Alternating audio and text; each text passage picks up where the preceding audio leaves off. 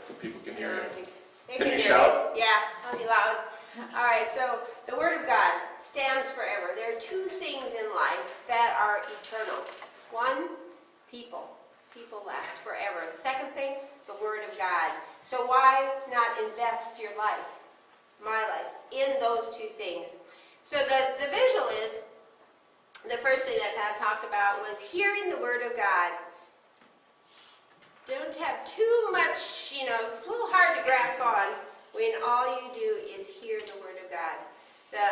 The Bible tells us that, so that faith comes by hearing, and hearing by the Word of God. So we do need the Word of God to hear, But we only retain maybe 10%, and if you're like me, it's maybe 1%. You might remember some of it the next day, and then the third day it's less, and by the end of the week it's like, what was the sermon on last week? Anyway, the second thing, reading the Word of God. And in Revelations 1:3, it says to read these words of the prophecy and read them out loud. It says, hey, we're getting a better hand. We hear the Word, we read the Word, it's getting a little better. So staying on there. Oh, okay, but it can be snatched out quickly. The third one, study the Word of God, and Pat talked about that. Study to show thyself approved, a workman who's not ashamed of the Lord. So study, and even much better now, can really get a better hold on it. Then the fourth one in my illustration is memorization. Now, compared to hearing the Word of God and memorizing the Word of God, 10% retain, 100% retain. And you might be saying, I try to memorize, I can't.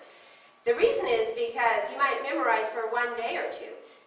Memorization means repeat, repeat, repeat. And after 45 days, if you repeat that verse you memorized every day, review, review, review, in 45 days, it'll be in your heart. Thy word have I hid in my heart that I might not sin against thee. It'll be there, and it'll just flow out of you like that. So now, we got a really good handle. It's better. It still can be snatched out, though, quite easily. Oh, am I supposed to grab it at that point? No, with my back. And then the fifth one, meditation. Now, meditation is the only one that touches all four. Hear, read, study, meditate, memorize. Meditation is a part of all of those.